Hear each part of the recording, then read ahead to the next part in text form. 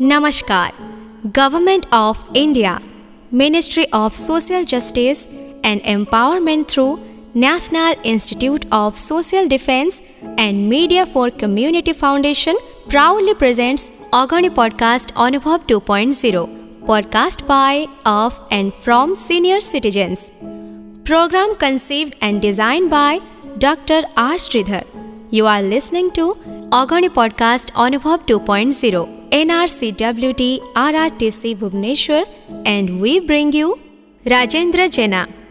Now he will tell about his life journey.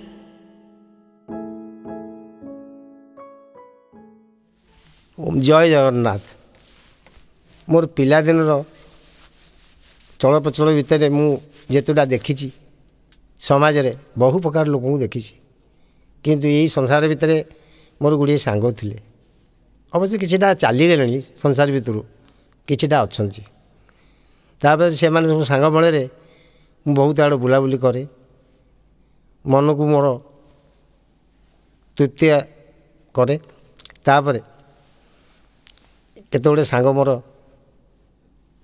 चाकरी करी भल व्यवस्था अच्छा किंतु मु से भाया आकार रहीगली किंतु बर्तमान परिवेश भितर देखला बेलू संघर्ष करा पड़ू ये दुनिया भितर बंचा गले केते गुड़े काम करा पड़ो आ भितर दुख भी सहया पड़ो आई दुनिया भितर जिते घर द्वार थिला कोठारी बाड़ी सब एत गुड़े नाला से टाइम भितर मुझे चली लोकंर झुंपड़ी घर एवं गोबर मिशा माटी घर यही जगह भितर एमती गली कंदी भितर मु परिवेश भितर चली आमर मजा मस्ती करने गले आम गुंचाड़ी भितर मार्केट छक जाएगा आमर एरिया भितर आमर चल प्रचल आउ तो कड़े बुलार नहीं समुद्रटी अच्छी से बेला समुद्र एत भी सुविधा नाला तेणु एत गुड़े बहुत लोक भी नथिले यही समाज भितर मोर चलिया गले लोकों सागर आग केते गुड़े मिसिया पड़े आउ जिते आमर दिओ मानकर भोगराग विषय सब पूजा पर्व मानक जो हुए पर्वपणे आमको सब जिनस किणा पड़ेनी आम सब बगीचा बारी बगीचा मानक जो सब थी सब खोलामेला पड़ी से पहला खोलामेला भितर आम जाकि किछिटा जिनस तोलिक आणु किछि वर्ष गलापर भड़ान्त विद्यापीठ गोटे आमर स्कूलटे गढ़ाला से भितर किछिटा पाठ पढ़िया भितर आ स्कूलटी मु गलेनी पाठ पढ़िया भितर मोर इंटरेस्ट किसी रहिलानी एथर चिंता कली दी पैसा केमती समाज भितर रोजगार कले मुंड टेकी चलि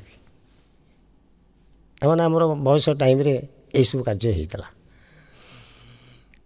परिणत बयस है तापर केते गुड़े समाज रे लोक मत देखा पटे अशांति सृष्टि हेले लोक गुराक मो प्रति सागर झगड़ा है सी भी एमती सांग सुख हेले झगड़ा हेले गुंडा नीति कले मुझे आस्ते आस्ते दूरे गली दूरे जा भितर मुझे करने को मोर इच्छा है मोर मु गोटे काम शिखिली जे मो निज गोड़े मुझे चलि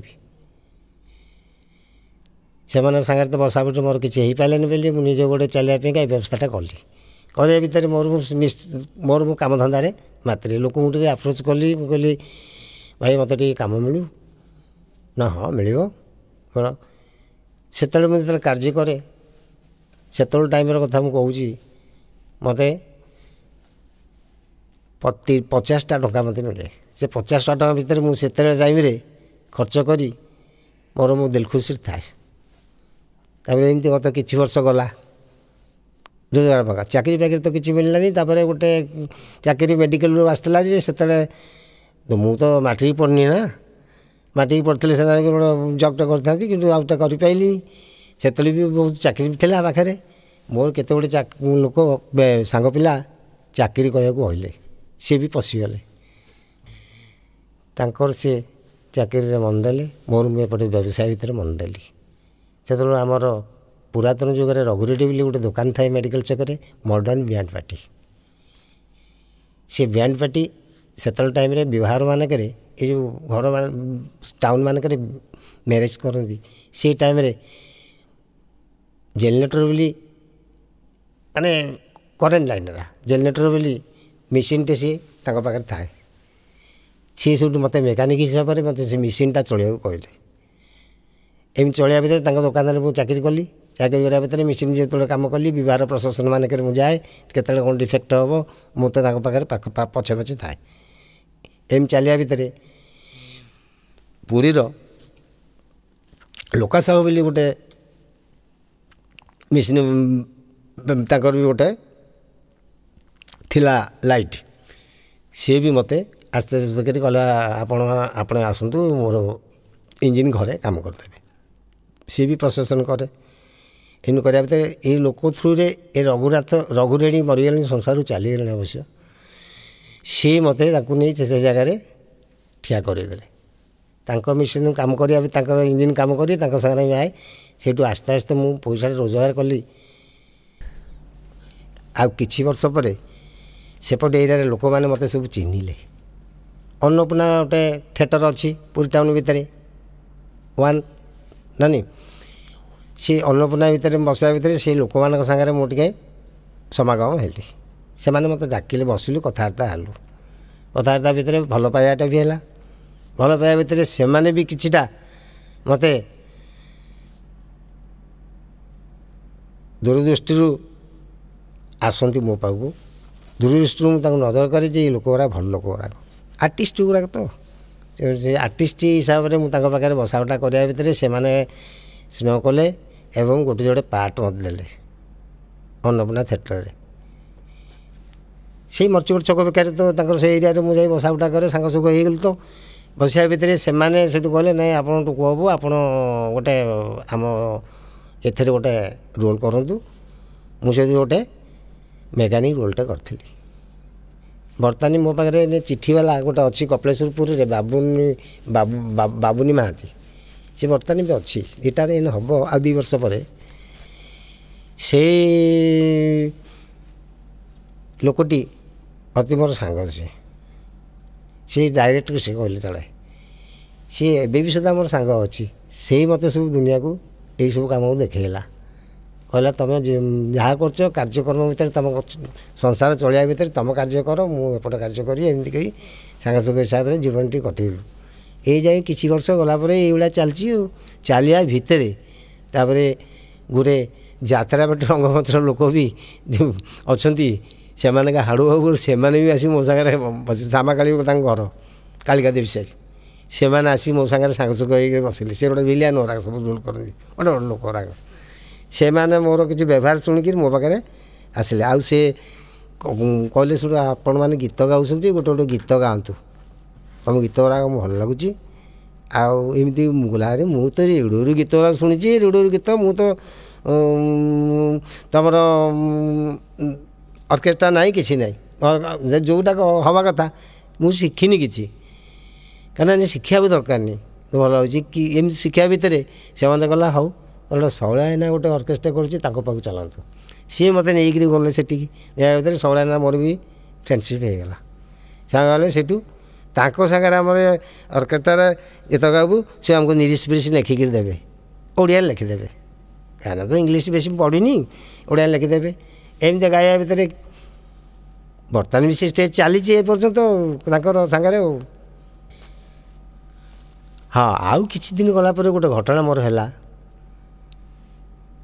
ଆମର ଏଠି ଆମର ଟାଉନ ଥାନା ପାଖରେ, ସରି ପଟିଆରାଣୀ ମନ୍ଦିର ପାଖରେ, ସେଠି ବି ଗୋଟେ ଗ୍ରୁପ୍ କଲେ। ଗ୍ରୁପ୍ କରିବା ଭିତରେ ଜଣେ ଗାୟକ ଆମର କିଶୋର କୁମାରଙ୍କ ଫିଲ୍ମର ଗୀତରା ସେ ଭଲ ଗାଆନ୍ତି। ମୁଁ ତାଙ୍କ ପାଖକୁ ଟିକେ ବେଳେବେଳେ ଯାଏ, ସେ ବି ସାଙ୍ଗ ହେଇଗଲେ। ସେ ଗୋଟେ ସିଙ୍ଗରଟା ନା। ତାପରେ ମୁଁ ସେ ତାଙ୍କ ସାଙ୍ଗରେ ମୁଁ କହିଲି, ସିନା ବାବୁ ଆପଣ କ'ଣ ଏଇ ଗୀତଟା ଗାଉଛନ୍ତି, ଆପଣଙ୍କ ଭଲ ତ ଗାଉଛନ୍ତି। ନା ହଁ, ଭଲ କାହିଁ ନ ଗାଇବି, ମୁଁ ପଇସା ନେଉଛି ଗାଉଛି। କହିଲେ ହଁ ଗାଉଛନ୍ତି ମୁଁ ମୋତେ ଟିକେ ନାକୁ ଶିଖେଇ ଦିଅ। ଆମର ଯେତିକି ବୁଦ୍ଧି ଅଛି ନା ଆଉ ଶିଖେଇ ଦେବ କହିଲେ। କହିବା ଭିତରେ ସେ କହିଲା ହଉ ଆପଣ ଆସନ୍ତୁ ବେଳେବେଳେ। ସେଠୁ ତାଙ୍କର ସେ ଘର ଭିତରେ କିଛିଟା ମୋତେ ସାରାଗାମା ପାଦାଗିରି ଶିଖେଇ ଦେଲେ। କିନ୍ତୁ ସାରାଗାମା ମଧ୍ୟରେ ମୋର ସେଥିରେ ବି ନଲେଜ ନାହିଁ। ଶିଖେଇ ଦେବା ଭିତରେ ତା କହିଲେ ତୁମେ ତ ଭଲ ବହୁ ପୁରୁଣା ଓଲ୍ଡ ସଙ୍ଗ ଗୀତଗୁଡ଼ା ତ ଭଲ ଗାଉଛ ମୋଠୁ, ତୁମେ ଏଇ ଗୀତ ଗୁଡ଼ାକ ମୋ ସାଙ୍ଗରେ ବସିକିରି ଆମକୁ ତୁମେ ଟିକେ କହନ୍ତନି, କାରଣ କ୍ଲାସିକାଲ ତ ଭଲ ଗାଉଛ, ପପ୍ ଗୁଡ଼ାକ ଭଲ ଗାଉଛ ଗୀତ ଗୁଡ଼ାକ, ଆଉ କେବଳ ତୁମର କଣ୍ଠ ଟିକେ ନାକୁ କମିଯାଉଛି। ମୁଁ କହିଲି ସେଇଟା ତ ଆମର ତ ନିଶା ପାଣି ଲୋକ କ'ଣ କି ପାନ ବିଡ଼ି ସିଗାରେଟ୍ ଏରା ମେକାନିକ୍ ଲୋକ ଖାଇବା କଥା ଖାଇକିରି ମୋର ତ ଦମଟା ପାଉନି। ଦମଟା ପାଇଲେ କି ଯାହା କିଛି କରିବା ମୁଁ ତ ସେ ଭିତରେ ଅଗ୍ରି ନାହିଁ ନା। ହଉ ସେଠୁ ସିଏ ମୋତେ ନେଇ ଆଟାଚମେଣ୍ଟ କଲା ପୁରୀ ହୋଟେଲ, ଭେନ୍ଦର ହୋଟେଲ, କେତେ ଗୁଡ଼ିଏ ହୋଟେଲ ଆଡ଼େ ମୋତେ ନେଇକିରି ଗୀତ ଗାଇବା ଶୁଣେଇଲା। ଲୋକ ବି ବାହା କହିଲେ, ସେ ବି କିଛି ପଇସା ସେଆଡ଼ୁ ରୋଜଗାର ହେଲା। ଏମିତି ହେବା ଭିତରେ ସେଇ ଜିନିଷଟା ତା ଦେହଟି ମଝିରେ ଖରାପ ହେଲା, ଆଉ ସେ କୁଆଡ଼େ ଯାଇପାରିଲାନି। ତାପରେ ମୁଁ ମୋ ଧନ୍ଦାରେ ଲାଗିଗଲି ଆଉ କ'ଣ, ମୁଁ ଏପଟେ ରହିଲି ଆଉ। ମୋର ତ ମେକାନିକ୍ କାମର ମୋର ତ ନାଁ ଅଛି ନା, ମୋ ଲୋକ ଜାଣିଛନ୍ତି ମୋ ଗଳି ଗନ୍ଧ ଭିତରେ ମୋ ଦୋକାନ ନାହିଁ, କିନ୍ତୁ ମୋ ପାଖରୁ ଲେଡ଼ିଜ୍ ପିଲା ଆସିବେ କାମ କରିବେ, ଜେଣ୍ଟସ୍ ଆସିବେ କାମ କରିବେ, ସଦାବେଳେ ଭରଫୁଲ କାମ। କେଉଁଥିରେ ମୋର କାମରେ ମୋର କାମରେ କୌଣସି ଗଲତି ମୁଁ କରେନି। କୌଣସି ଲୋକର କ୍ଷତି କରିଦେବା ସେଇଟା ମୋ ଜୀବନ ନାହିଁ। କାହାଠୁ ଠକିକି ନେଇଯିବା ସେଇଟା ମୋ ଜୀବନ। ମୁଁ ଦେଖୁଛି ବା ଠକିଲେ ଉପରବାଲା ତୁମକୁ ଠକିଦେବ, ସେଇଟା ଏତେ ମୁଣ୍ଡରେ ପୁରେଇବ। ସମସ୍ତେ ଆଜିକାଲି ପୁରୁଣା ତ ଲୋଭରେ ସବୁ ଚାଲିଛନ୍ତି। କିଛିଟା ସେ ଯେତେବେଳେ ଭାବନ୍ତେ ଯେ ମୁଁ ଆଠୁ 5,000 ଠକି ନେଇଗଲି, କିନ୍ତୁ ଦେଖିଲା ବେଳକୁ ତା'ର ସେ 20,000ଟା ପଳେଇଥିବ। କେଉଁ ବାଟରେ ପଳେଇଥିବ ସେ ଜାଣିପାରିବନି। ପଛରେ ସେ ରିଲାଇଜ୍ କରି ଆରେ ମୁଁ ଏ କାମ କରୁଥିଲି ବୋଲି, କିନ୍ତୁ ଭାବିପାରିବନି ସେ ଯେ ମୁଁ ଏଇ ଲୋକ ଟିକେ ଠକିଥିଲି ବୋଲି। ଅତି ନିଜର ଲୋକକୁ ନିଜ ଲୋକ ଠକନ୍ତି। ଆଉ ଗୋଟେ କଥା କହିବି, ଏଇସବୁ ଜୀବନ କାଳ ଭିତରେ ମୁଁ ସବୁ ଅନୁଭବ କଲା ଭିତରେ ସବୁଠୁ ସମାଜ ଭିତରେ ଭଲକରି ପଢ଼େଇକି ଦେଖିଲି ଯେ ଦୁନିଆରେ ସତ୍ ହିଁ ଭଲ। ବହୁତ ଲୋକ ମିଛ ଅଛନ୍ତି, ସତ୍ ହିଁ କରୁଛି। ସତ୍ କଥାଟା କହିଲେ କିଏ ତୁମ ଲୋକ ଖାଦ୍ୟ ଦେଉନାହାନ୍ତି, କିନ୍ତୁ ମୁଁ ସତ୍ଟା ରଖିଛି। କି ଯେମିତି ହେଲେ ମୋତେ 4-5 ଦିନ ଭିତରେ ଯେମିତି ସତ୍ ମାଲଟା ମିଳିବା କଥା ମିଳିଯାଉଛି। ମୁଁ ଯେଉଁ ପରିଶ୍ରମ କରିଥିବି ମୋତେ ଠକିରି କେହି ଯାଆନ୍ତିନି। 5 ଦିନ ଭିତରେ ତାଙ୍କ ମାଇଣ୍ଡ ଫୁଲ୍ କରି ଆସି ମୋତେ ପଇସାଟା ଦେଇଯିବେ। ଲୋକ ହବ ଆପଣଙ୍କର ପଇସାଟା ନିଅନ୍ତୁ ଘର ପାଖରେ। ଏମାନେ ମୋତେ ଯଦି ଘର ବହୁତ ବିଗଡ଼ନ୍ତି, ତାହେଲେ ତୁ ପଇସାଟା ତୁମ କାମ କଲ, ତାଠୁ କାହିଁ 400 ଟଙ୍କା ରଖିଲନି। ମୁଁ କହିଲି ଗଲା ଆସିବନି। ଆଉ ପ୍ରକୃତିରେ ଆଇଲା ବେଳକୁ ମୁଁ ଯଦି କୁଆଡ଼େ ଚାହା ପାହା ଦୋକାନ ବଜାର କଥା, ମୁଁ ଯାଇଥିଲି କେଉଁଠି ଚାହା ପାହା ଖାଇବାକୁ ଯାଇଥିବି, ସେ ଆସିକି ପଇସା ଟିକେ ଦେଇ ଯାଇଥିବ ଯେ ଆମକୁ ଦେଇଦେବ। ମୁଁ କହିଲି ଏଇ ପଇସାଟା କେଉଁଠି ହେଲା ନା ଆମକୁ ତୁମେ ଗୋଟେ କାମ କରିଥିଲ, ସେଇ ଲୋକ 4 ଦିନକରେ ଆସିକି ତୁମ ପଇସାଟା ଦେଲା। ମୋତେ କହିଦେଲା ମୁଁ ଟିକେ ଅଭାବ ଅଛି, ପଇସା ପତ୍ର ନାହିଁ। ମୁଁ ବି ତାକୁ ଜୁଲୁମ କରିନି, କିଛି କରିନି। ମୁଁ ବି 2 ପଇସା ମିଶାଇକି କାର୍ଯ୍ୟ କରିକି ତାଙ୍କ ପାଖରେ କାର୍ଯ୍ୟ କରିଥିଲି ବୋଲି ସିଏ ଭାବିକିରି ସେ ପଇସାଟା ନେଇଗଲା। ମୁଁ ଭାବିଲି ବୋଧେ ଗଲା ହାରି ଠକିଲା ବୋଧେ ମୋତେ, କିନ୍ତୁ ସେ ଠକିନି। ଏମିତି ବି ଲୋକ ଅଛନ୍ତି। ମୁଁ ଗୋଟେ ଆତ୍ମବିଶ୍ୱାସ ଲୋକଟା ତ କ'ଣ, ମୁଁ ଛନ୍ଦ କପଟ ଜାଣେନି, ଆଉ ଦେଲା ଗଲା ଆଉ କ'ଣ। ଆଉ ଏତେଗୁରେ ଭାବନା ଭିତରେ ମୁଁ ରଖିକିରି ଦୁନିଆରୁ କଥାଟିକି ମୁଁ ଶେଷ କରୁଛି। ମୁଁ ତ ବହୁତ ଜୀବନରେ ଭୋଗିଲାଣି। ଜୟ ଜଗନ୍ନାଥ। ନମସ୍କାର। ଭାରତ ସରକାର ସାମାଜିକ ନ୍ୟାୟ ଏବଂ ସଶକ୍ତିକରଣ ବିଭାଗ, ଜାତୀୟ ସାମାଜିକ ସୁରକ୍ଷା ଇନଷ୍ଟିଚ୍ୟୁଟ୍ ଏବଂ ମିडिया फॉर कम्युनिटी फाउंडेशन गर्वरे प्रस्तुत करुछंती अगणी पॉडकास्ट अनुभव 2.0 सीनियर सिटीजन्स को द्वारा तांको पाई एवं तांको द्वारा पॉडकास्ट कार्यक्रमटी प्रस्तावित एवं डिजाइन करा जायछि डॉक्टर आर श्रीधर को द्वारा। भारत रे सीनियर सिटीजन्स को पाई जातीय हेल्पलाइन नंबर 14567 1456 7।